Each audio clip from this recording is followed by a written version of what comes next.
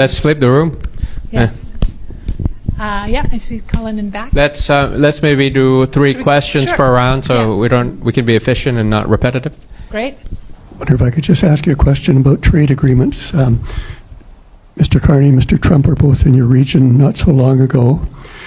The only trade agreement that I happened to read, but I was astonished at what it said, was the American-Malaysia agreement, where it forced Malaysia to align with any tariffs that Trump had on third parties. So in other words, cutting legs out from Canada as far as I could see. How will this affect Canada signing any kind of ASEAN agreement or specific? I'm not sure what the other individual economies had by way of American agreements. Great, thank you. That's a great question about the alignment with U.S. export controls, U.S. tariffs provisions in the Malaysia agreement, which is the only actual full-fledged agreement, because what we have with Thailand is a framework agreement that still needs to be made into a full-fledged agreement. But I think your point stands well, and it's under the rubric of economic security, right? So U.S. is putting that as an economic security provisions, largely geared towards China, but I think your question is relevant in terms of alignment with potential other partners, including Canada. Other comments, questions? Don't be shy. Yes, please. Thank you. I want to come back to something you mentioned about the cycle of judicial coups and then judicial coups, and the way the conservative elements always tend to line up to work against democratically elected parties in the end. And my question is a far-reaching one in the sense, what is it going to take to break this cycle? I know that you've expressed optimism about the next election, but I can see this cycle coming back again unless something changes. Is this a generational thing, or is Thailand just going to have to work through this for another 20 years? Or does the younger generation have the same perspective on politics? Thank you. Great question. Last one for this round? Senator, yeah. On a somewhat different theme, and I'm usually asking questions about political issues, but this is a trade issue which Mina raised but didn't focus on. And the question is for the Canadian investor, what is the security that the Thai legal system can offer, if any, to business agreements, written business agreements? My experience, and I did some business in Thailand, my experience was that the only sanctions that really counted were relationships and economic power. That the courts weren't trusted by the Thai business people, never mind by the foreign investors. Thank you. Fantastic question. Great. Last question first, by going to Singapore. The private, 2 weeks ago, a private equity was considering investing in Thai energy sector, and they consulted me. And they included a clause on arbitration in Singapore. So it's what your concern is absolutely spot on. And that's really the kind of reform that Thailand needs to do in order to catch up with Vietnam or Malaysia in terms of perception of corruption, in terms of rule of law. In God I trust, the rest brings data. I mean, if you look at all the data, is showing that Vietnam is improving and Thailand is really eroding in terms of these things. And, you know, Singapore is a short answer. And that addresses your first point earlier on about wanting to encourage FDI. Right. Thailand. Right, exactly. But this is the barrier. Absolutely, you are absolutely correct.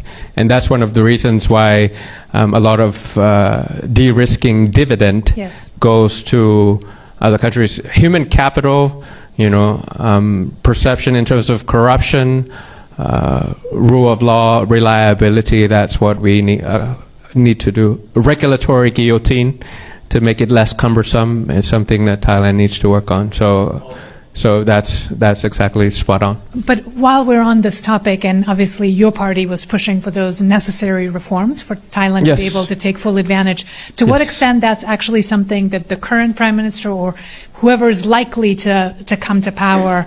Talk show, no action. Right. A lot of talks, but they don't walk the talk. We feel like there's half of the law in Thailand, or the permits, that can be reduced from 10,000 into 5,000. Those ones are the ones that protecting business from investing, and it becomes part of the discretion. What's corruption? Corruption is discretion plus monopoly, less accountability. Simple as that. That's why you have a lot of legality and a lot of permits, so that it gives, the office holders the discretion in order for the under the table Deals, payment and things like that. So you got to reduce that by half if we were in government. But you're not optimistic about whether or not those reforms are likely in the next. Everyone has done studies. Think tanks have done studies. A lot of laws were written like 100 years ago and should be reduced. Rule of law is a different thing, though. I think it takes a generational shift finally, that judges and the upcoming legal protectors started to take their profession seriously. So it takes a while. But all the contracts that I've seen, and they say arbitration in Singapore. Right, but it is a way for the moment to work. The but we system, gotta really improve. We gotta really improve. Please, yeah. How useful is diplomatic intervention in commercial disputes? The Canadian ambassador says that we don't think our investors being treated fairly. Is the Thai government prepared to intervene in commercial disputes? Well, it shouldn't be the case, because if that's the case, then you have two opponents. Sometimes, for example, we had Thai Airways and Rolls-Royce disputing one another. So you have and also another one from a Brazilian company in one dispute. So I looked into it, and then you have one diplomat from Brazil and one diplomat from the British trying to influence the courts. Well, it shouldn't be the case. What should be the case is that everyone should be equal in front of the law in terms of whether you are a Thai or not a Thai when it comes to these kind of deals. So. And I think it depends, Senator. I can't speak for the overall thing, but it should be case-by-case basis. For the second question, judicial coups, how to break the cycle, I think we have to do two things. We have to win more and win deeper. 40% is not enough. The current Prime Minister has 2% popularity vote, by the way, just to give you context. 2%. 2%. So you got to win more and win deeper, in the sense that whether it's the national election, provincial election, or local election, you have to participate and win it deeper. That's on the left side. On the right side, you have to dominate ideas. I think you have domination of ideas to really denormalize coup attempts. Otherwise, normalization of coups, it's something that people feel like it's a pretty normal way of life in Thailand, and we gotta really do that. In order to break the cycle, if you look at how democratic breakthrough happen in developing countries, collapse from within. Only collapse from within. You can have a robust opposition, you can have freedom of the press, you can have international scrutiny, but it's usually, dominating ideas that is so dominant that finally military understand its role to be professional, to protect Thailand from external threats, but never mingle with internal affairs. That happened in South Korea in 1988. That happened in Bangladesh this year, very recently. Finally, the military or the defense forces finally put the gun down and said, I'm not going to kill my people anymore. And that's when the leader or the dictator flew on a helicopter to another country. And that's how you have to design the engineer of capitalizing on elite fracture, on how finally, if there's a fracture within the bad elites and the collapse from within happen, finally the military, number two, put down the gun and say, okay, no more. I'm not going to kill my own people and things like that. So it has to be both ways in order to break that cycle, and it's going to take some time. I was going to ask, in terms of the collapse from within, what's your prognosis of what's happening in Thailand right now? How close are you to South Korea? Or, well, let's go with South Korea. Bangladesh is not, probably. So I won, out of 400 districts in Thailand, I won 112. And that included all the districts that are military dense. So all the military camps, whether it's Navy, Air Force, or Army, if they are dense in that area, I'm not supposed to win, right? Because I want to demilitarize Thailand, but I won landslide. So I'll take that as a credible signal that if you're not in the high ranking of monopolies or military, you understand what I'm trying to do in terms of professionalizing defense in a democracy. So I felt like that could be a good sign. And we are engaging a lot with the mid-rank people, whether it's the judges, whether it's the independent organizations, election commission, monopolies, maybe the second generation who is my age, and trying to meet with them and explain to them and try to convince them now that when it's their time to lead their own conglomerates, or when it's their time to become the top ranking in their army, or when they become the Secretary General of Anti-Corruption Commission, they understand where I'm coming from, what I'm trying to do to the country. And finally, hopefully, that's the time where democracy is allowed in Thailand. So on that point, if I could just jump in, how does the border dispute with Cambodia right now is playing into this agenda of kind of removing the military's power? Because I'm understanding that the military narratives around patriotism or toxic nationalism or whatever you want to call it is gaining ground. Does that undermine this agenda that you have been pushing for in terms of the collapse from within? Sort of how does this external issue with Cambodia plays into that domestic dynamic? I'm quite concerned. I mean, you can be patriotic without the toxic nationalism. I think People's Party and the like have to really explain what it's like to be patriotic without having a toxic national sentiment that could play to a certain political party advantage in trying to ride that kind of nationalism towards election victory. So you got to be really careful and show them how it's supposed to be done, using diplomacy first, legality second, control of the narrative third, and military posture at the very final thing, or the combination of all four. But if the government is not doing a good job, and finally you want to put military posture at the very beginning, then the people suffer. People in Bangkok decide, but the people at the border will have to suffer the consequences of this kind of decision. The last question was about, well, I can't answer for the Malaysians. I'm not sure how they would respond, but I feel like what I can say for the entire region, the rise of minilaterals. Indonesians are perfecting it. Vietnam is perfecting it. It's not going to be a classical multilateralism that we understand how it's done, but it's a small, flexible, issue-based alignment that is happening in the region. So you don't have to be polarized by two competing camps anymore. I think that's a kind of choreography that the region is trying to do, or the middle power in the region is trying to do, so that you don't force to be in the corner like how it happened.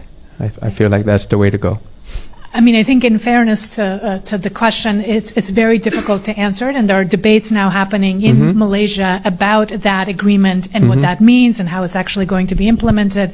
But Peter's point is a broader one that while obviously the great power competition will continue, it'll go through its de-escalation moments and then heat up again. It's sort of outside of the control of most countries, including obviously Canada, that there is a desire now to create these minilateral groups that are continuing to sort of adhere to some kind of a rules-based trade, or that have a grouping that doesn't include either of the big powers, essentially, right? So CPTPP is an example of that. That's one that Canada is a party to as well. Exactly. In the region, and there's discussions about how do we connect CPTPP to Europe and to agreements that we have in Europe as well to be able to essentially kind of create an alternative to a dysfunctional WTO, because that now is captured by the fragmented. Yeah, there's many emerging, interesting mini-laterals around the region. Yeah. There's IMEC, in Indo-Pacific. IMEC is India, Middle East, Europe corridor. Yeah. There's Chief 4 Alliance, issue-based, which is more on AI. You have BIMP, which is, I think, Bangladesh, India, and the Middle East, for example. You have I2, U2, for example.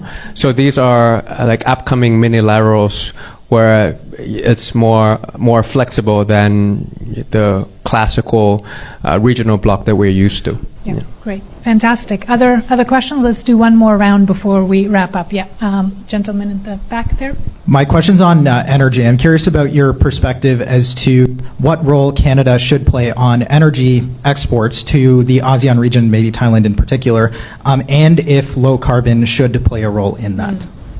Great. Fantastic. Yes, others? Please, lady in the back. Thank you. I am from Myanmar. I'm former professor and dean, one of the top university from Myanmar. So, but my background is architecture and urban planning, but economy, I also learn, economy and also politics. So, most of the investor often sees us instability, political instability or Southeast Asia as a risk to invest. So I want to know your view, how we should design this, especially Thailand, Canadian economic partnership. How can we design to manage this kinds of risk? And also on the other hand, encouraging the responsible investment and also capacity building in the longer time. Yeah, Great. Thank you. Thank you so much. For Myanmar? Your question is for Myanmar? Not only in Myanmar, but also Southeast Southeast Asia. Asia. But I would like to learn more about your opinion as how we can design in Thailand, Canadian partnership. Yeah. Thank you very Thank much. you. Any others? Yeah, I see two. Maybe we'll take both of them. So the lady here in the front and the gentleman in the blue cap. So my question is might not be relevant with the trade between Thailand and Canada, especially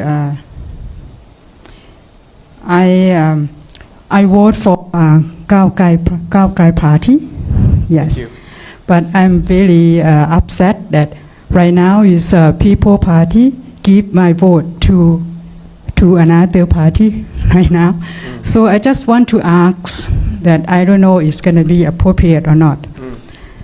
So if you become a Prime Minister of Thailand, so would you be confident that you would govern Thailand under the constitutional monarchy, transforming it into a constitutional monarchy so that the people would have power and freedom of thought without having to go to jail or seek asylum because of Article 112.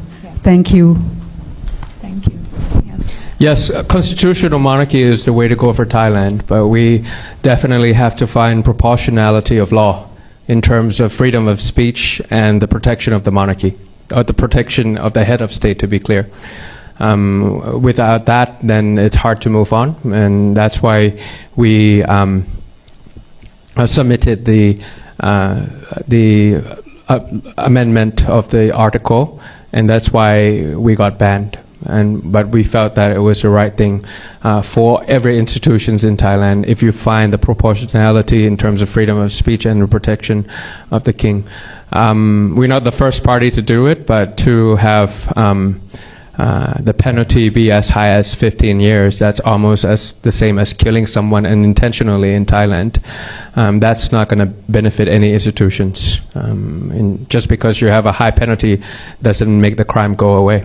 Because if you think about, for example, a death penalty for drug-related offense, there will be no drugs. But that's not the case, isn't it? So it doesn't have to be like that for us, and we feel like that it will benefit a lot of institutions as well. We found that there was a lot of corruption related to using His Majesty name in a lot of projects that prevented scrutiny, and we never want it to happen because that's how the constitutional monarchy go forward for us. For number two, in terms of risk management, if it's for Myanmar, I think you have to find that right amount of pressure and incentive so that peaceful Myanmar can happen, and ASEAN members have that moral responsibility to turn 5-point consensus into a 5-year roadmap in order to, finally have the people of Myanmar to determine the future of their own, making sure that post-war Myanmar have the same vision and the risk of balkanization is reduced. Otherwise, it's very pitiful to see such a resourceful country like Myanmar to have this kind of violence going forward into the election on December 28th in such a martial condition. ASEAN leaders failed to preempt the result, as well as to set conditions, ceasefire, free and fair participative election before it happened on the 28th. And when it happens, it will explode in the face of all the leaders of ASEAN. So that's something that I'm worried about. For the rest of the region, I think it's something that we've been discussed about. Strategy is about linking your internal capability, Canadian internal capability, to the external environment of ASEAN. That's essentially what a strategy is. So if you know what your strength is, and you figure it out to the opportunities and the threats that is facing Thailand, you'll be able to succeed. You'll be very successful in what you do. Energy, climate finance,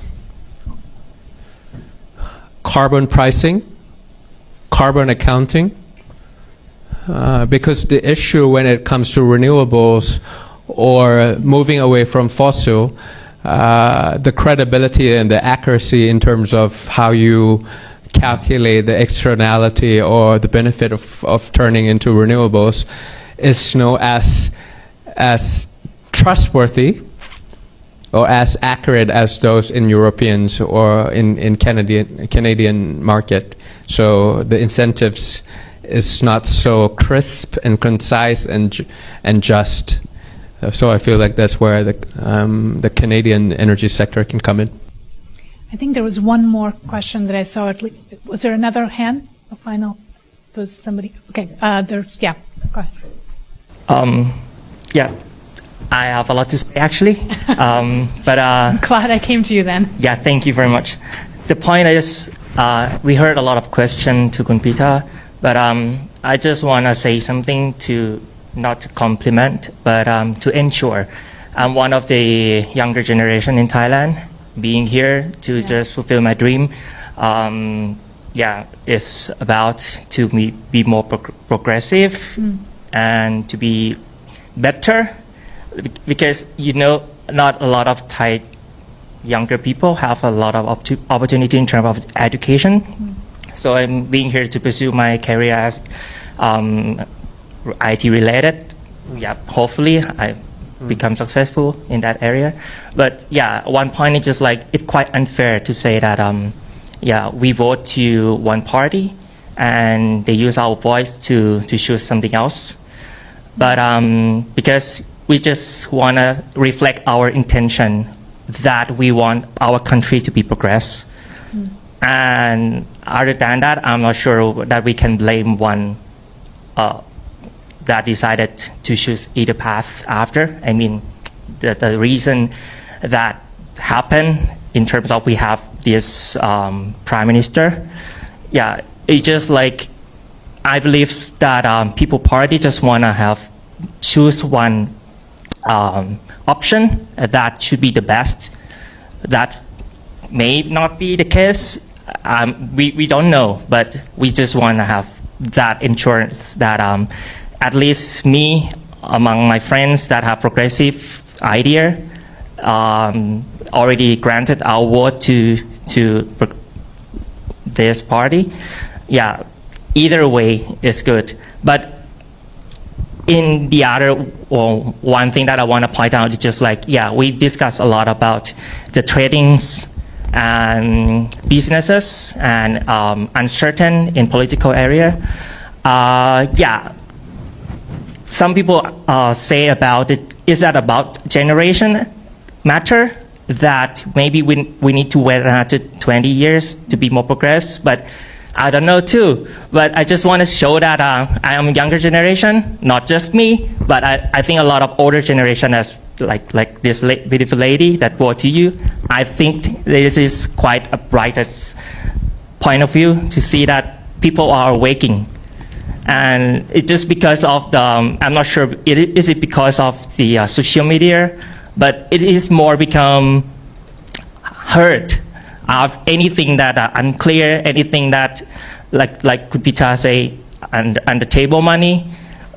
I see a lot of explosion from the social media. I mean, anything fraud, anything bad happen, people tend to reflect that out. And I hope that it keeps going on, and that will be like shading and leading people's idea to be more progressive out of that and see if it's something wrong. Yeah. And then lastly, yeah, just maybe the last thing that I want to point out is just like, I hope that the patriotic thing that happened because of the war is not that bad. And at least in my point of view, it's just like, yeah, people can be patriotic like myself. I love my nation, I love my country, but still, if something happened like the money, the budgeting for the military didn't deducted at all, and still some people know that there will be some influencer that raised the money for. They claim that they try to help the military to fight against the Cambodia. Then, yeah, the point is the critical thing that happened is still. My point is just like, yeah, sometimes people couldn't understand to be patriotic, but still have a critical thinking that. Sure. The reason, what is the reason? Yes. Just like that. Yes, yes. So we want the military to be properly funded, and we want to tell the country that when you in a conflict, you have many tools. It's a war of military, it's a war of narrative, it's a cyber game, it's a psychological game, there's gray zone techniques, there's diplomacy, so there's many tools that you can use. I can assure you that every decision we do is not about us. It's country over the party and party over individual.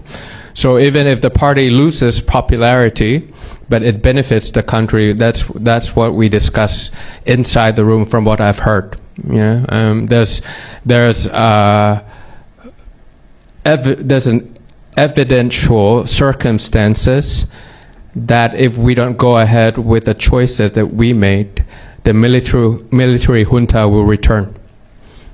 And that would be very bad for Thailand as a whole. So I would argue that if we allow it to go that way, our party will gain popularity. It will benefit my party, or my previous party, my friends. But we decided not to allow it to happen, and we had to be pragmatically fixed on the values that we choose our country over our party and party over individual.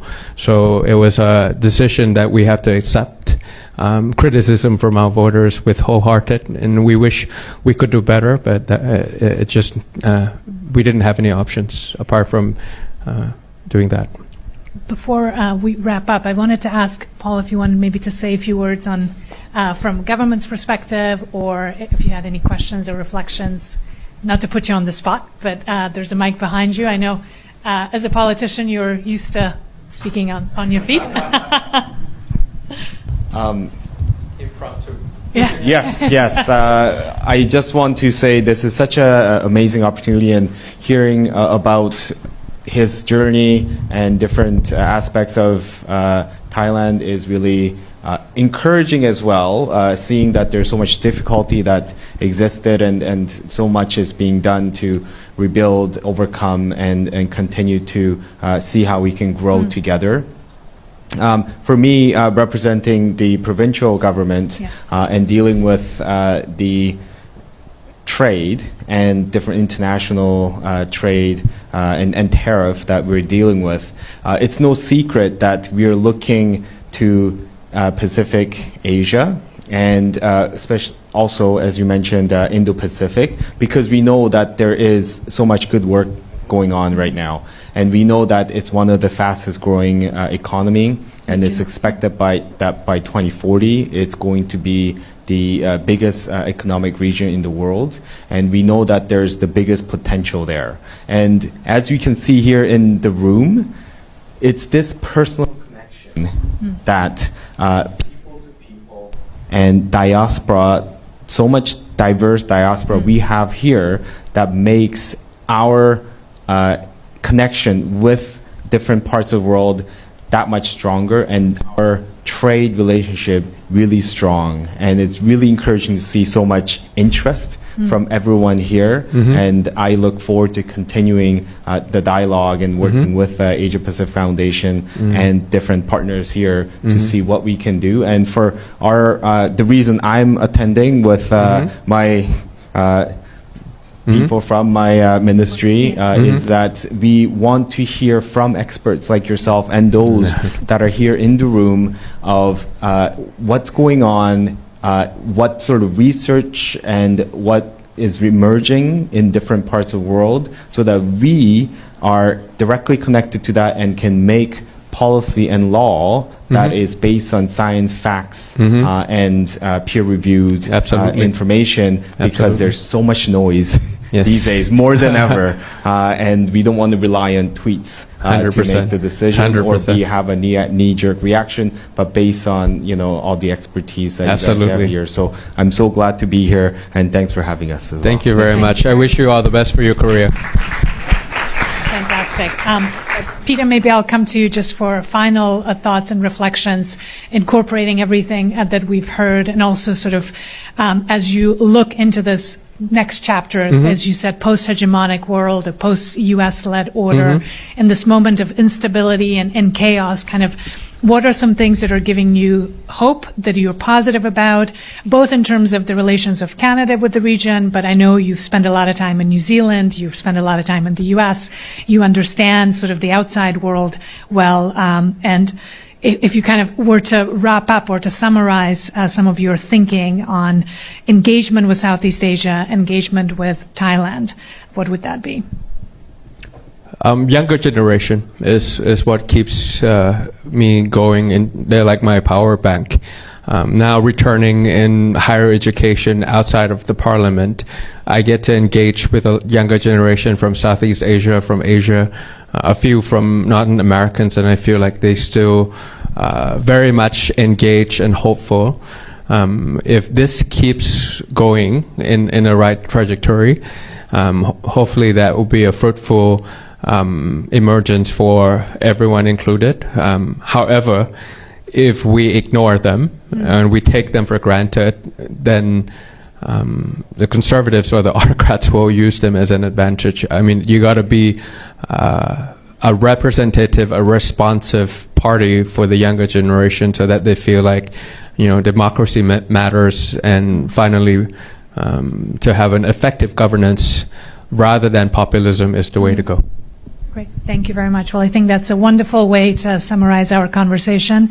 I want to thank you, first of all, for Thank making you. the trip, for engaging with us. I want to thank all of you for being in the room and for your interest and support to the work that we do. I also want to thank the APF team, our comms team, as well as our event organizing team, and recognize one member of the team in particular, Sasha Lee. It's her last day with us. She's finishing her 2-year research grant with us as a research scholar.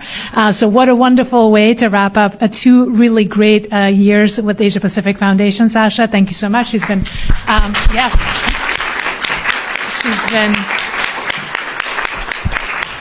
Sasha has been part of our Southeast Asia team, working on this event and other work. So again, it's wonderful to be with all of you. Thank you so much, and I hope you'll continue to engage. We have another event coming up on December 1st and another one on December 8th. So before the Christmas break, 2 more events from APF Canada. Again, wonderful. Thank you so much for being here, and thank you so much for your time. Thank you for having me.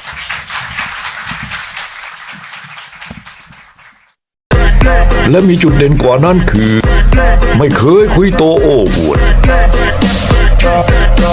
ทำงานก็ไม่ชอบเอาหน้า